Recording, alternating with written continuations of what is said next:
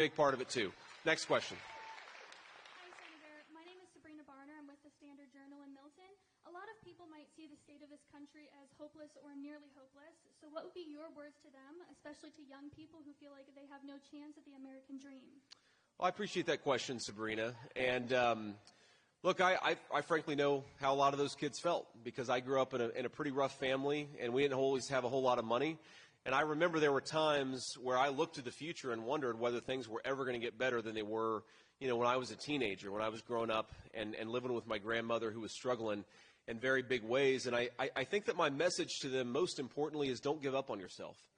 One of the things that I've come to appreciate is that, while sometimes we had it awfully rough and sometimes we were pretty poor, that in a lot of ways it gave me a perspective on the world that I wouldn't have had if I had been born with a silver spoon in my mouth. And so I think that we take, in this country, we take the good with the bad. And I think in some ways it can be a blessing to have to persevere through very tough circumstances. And I encourage people who feel like the American dream is out of reach, persevere. Never give up on yourself. That's the first thing I'll say.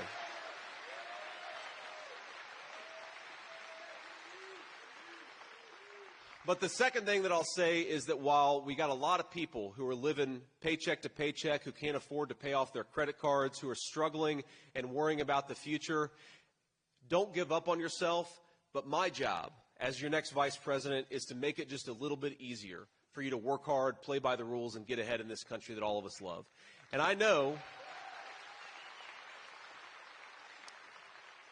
there are a lot of people out there who feel like the American dream is unaffordable. I talk to a lot of young families, young couples who'd like to buy a home and start a family, have a baby, and they feel like they can't because things are too expensive.